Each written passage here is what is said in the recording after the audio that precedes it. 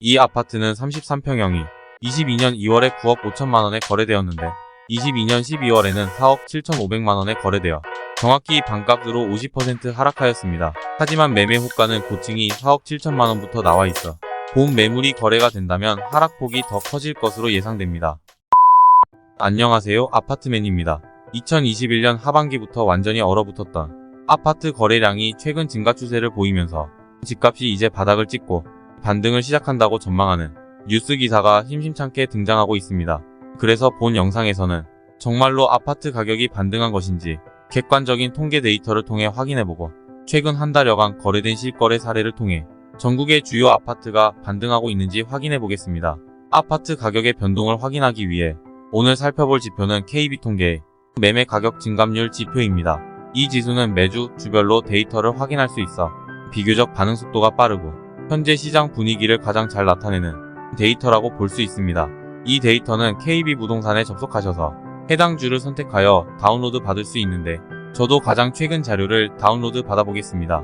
파일을 열어보시면 전국은 물론 행정구역별로 주간 가격 증감률을 확인할 수 있습니다. 언론에서 반등이 일어났다고 말하는 1, 2월 시기의 증감률을 살펴보겠습니다. 증감률에 마이너스가 있으니 가격이 하락을 하고 있다는 뜻이며 마이너스 옆에 숫자가 커지면 하락폭이 커졌음을, 숫자가 작아지면 하락폭이 작아졌음을 의미합니다. 먼저 전국입니다. 전국 아파트의 매매 가격은 1월 첫 주에 마이너스 0.37% 하락하였다가 2월 첫 주에는 마이너스 0.41%로 하락폭이 소폭 상승하였고 이후 다시 마이너스 0.36%로 떨어진 것을 볼 수 있습니다. 매주 하락률을 조금씩 오르내리고는 있지만 하락폭이 일관되게 커지거나 줄어들거나 하는 유의미한 변화는 보이지 않았습니다. 이번에는 지역별로 살펴보겠습니다. 가장 반등 뉴스가 많이 나오고 있는 서울입니다. 1월 초 마이너스 0.33%였던 하락률이 마이너스 0.54%까지 커졌다가 2월 들어 하락률이 감소하여 마이너스 0.3%까지 낮아졌고 현재는 다시 마이너스 0.36%로 소폭 상승하였습니다. 부산은 1월 초 마이너스 0.33%의 하락률에서 2월 중순 마이너스 0.24%까지 미미하지만 일관되게 하락폭이 줄어들었다가 현재는 다시 마이너스 0.36%로 확대되어 1월 초 수준의 하락률로 회귀하였습니다. 인천은 부산과는 반대로 하락폭이 일관되게 커지다가 최근 자료에서 다시 작아진 모습입니다. 1월 초 마이너스 0.54%였는데 매주 조금씩 커지더니 직전 주에는 마이너스 0.71%를 기록하여 전국에서 하락률이 가장 컸습니다. 하지만 현재는 다시 마이너스 0.57%로 하락률이 줄어들었고 1월 초 수준을 회복하였습니다. 대구는 마이너스 0.31%에서 마이너스 0.53%까지 하락폭이 쭉 커졌다가 현재는 마이너스 0.47%로 소폭 줄어든 상태입니다. 광주는 변화가 거의 없었으나 가장 최근 데이터에선 하락폭이 눈에 띄게 상승하였고 대전의 경우는 마이너스 0.38%에서 마이너스 0.17%까지 하락폭이 줄었지만 현재는 마이너스 0.41%로 다시 늘어났습니다. 마지막으로 경기 지역은 마이너스 0.57%에서 마이너스 0.49%까지 하락폭이 축소되었다가 다시 마이너스 0.5%까지 늘어나고 현재는 또 다시 마이너스 0.44%로 줄어들었습니다. 이렇게 최근 두 달간의 매매 가격 증감률 데이터를 살펴보았는데요. 데이터에서 어떤 유의미한 변화를 찾으셨나요?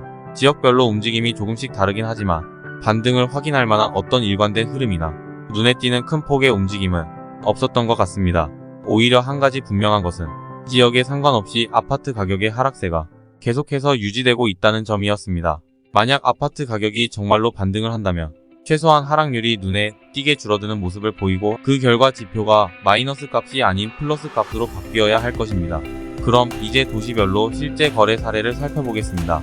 서울, 경기, 인천, 대구, 부산의 아파트 중 최근 한 달간 거래 사례가 있고 단지 규모도 500세대 이상의 아파트들 중에서 사례를 뽑아보았습니다. 먼저 서울부터 살펴보겠습니다. 최근에 거래량이 증가되었다고 많이 거론되었던 서울 송파구 잠실동에 위치한 리센츠 아파트입니다. 이 아파트는 2007년에 준공된 5,563세대의 대단지이며 한강공원 바로 옆에 위치해 있습니다. 잠실 세내역의 초역세권이고 초중고를 모두 품고 있는 잠실을 대표하는 아파트 중 하나입니다. 이 아파트는 33평 기준 2022년 4월에 26억 5천만원의 최고가 거래되었는데 그 이후 실거래가가 쭉 하락하다가 22년 말부터는 20억 내외의 가격으로 거래되기 시작했습니다. 가장 최근 거래된 사례도 고층 20억 2,500만원으로 작년 연말부터 현재까지도 20억 전후에서 가격이 횡보하고 있음을 볼 수 있습니다. 하지만 매매 호가를 보면 중층 매물의 경우 19억 5천만원부터 고층 매물의 경우 19억 8천만원부터 나와 있어 사실상 다소 하락한 실거래들이 등장할 것으로 보입니다. 두 번째는 서울 성동구 금호동에 위치한 금호대우 아파트입니다. 2000년에 준공된 아파트로 규모는 1689세대입니다. 금호역, 옥수역에서 모두 가깝고 초등학교와 공원이 앞에 있어 수요가 많은 단지입니다. 이 아파트는 34평 기준 22년 5월에 16억 2천만원에 거래되었으나 최근 1월 31일에는 9억에 거래되며 7억 2천만원이 하락하였습니다. 하락률은 약 44%입니다. 다음은 경기 지역을 살펴보겠습니다. 먼저 파주시에 위치한 운정화성 파크드림 시그니처 아파트입니다. 2020년 준공되었고 세대수는 1047세대입니다. 이 아파트는 33평형이 22년 2월에 9억 5천만원에 거래되었는데 22년 12월에는 4억 7,500만원에 거래되어 정확히 반값으로 50% 하락하였습니다. 최근 2월에 신고된 실거래는 이보다 소폭 상승한 4억 8천만원과 5억 1천만원에 각각 거래되어 최저가보다는 약간 반등한 모습입니다. 하지만 매매 호가는 고층이 4억 7천만원부터 나와 있어 본 매물이 거래가 된다면 하락폭이 더 커질 것으로 예상됩니다.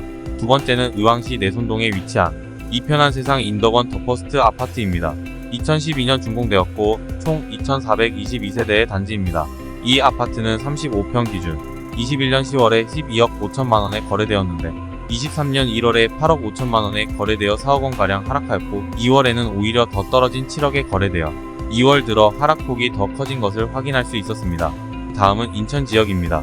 첫 번째로 인천시 연수구 송도동에 위치한 2005년식 958세대 아파트 송도 풍림 I1 2단지입니다. 이 아파트는 33평 기준 2021년 11월에 8억 5천만원에 최고가 거래되었고 22년 연말부터는 5억 내외의 가격에서 거래가 되고 있습니다. 가장 최근 거래된 가격은 고층 4억 8,500만원으로 최고가 대비 약 4억원 하락한 금액입니다.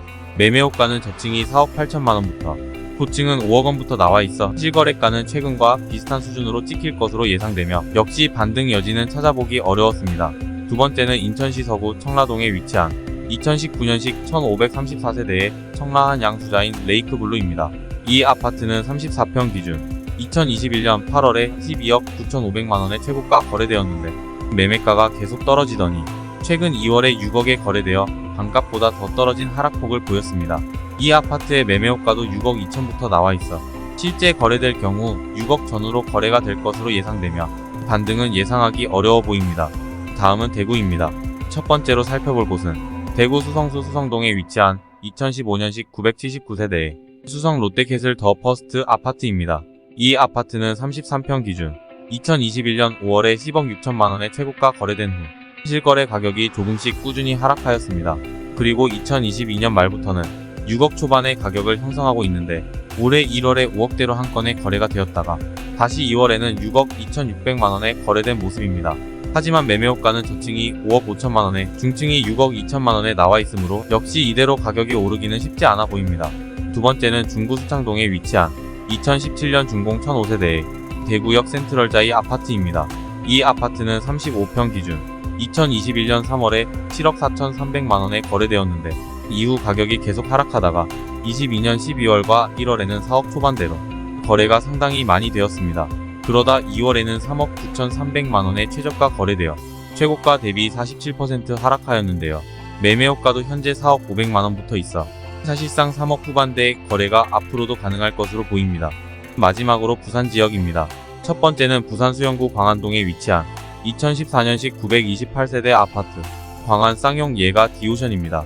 이 아파트는 35평형 기준 2021년 4월에 16억에 거래되어 최고가를 찍고 2022년 8월부터는 거래가 없다가 2023년 1월에 8억 실거래를 찍어 정확히 50% 하락하였습니다. 8억 거래 이후 8억 3천만원대의 3건의 거래가 있었는데 현재 매매 호가도 8억 4천만원부터 있는 상태로 당분간은 현재 실거래 정도의 가격이 찍힐 것으로 예상됩니다. 두 번째는 부산 연제구에 위치한 레이카운티입니다. 2023년 11월 완공 예정이며 총 4,470세대입니다. 현재 분양권 상태인 이 아파트는 2021년 5월에 13억 5,400만원의 최고가 거래되었고 이후 조금씩 매매가가 계속 하락하다가 23년 1월에는 7억 후반에서 9억 초반까지 거래가 되었습니다. 그리고 2월에는 6억 초반부터 7억 초반까지로 거래되었으니 사실상 매매가가 여전히 하락하는 모습입니다. 지금까지 서울, 경기, 인천, 대구, 부산까지 5개 지역의 실거래가를 살펴보았습니다.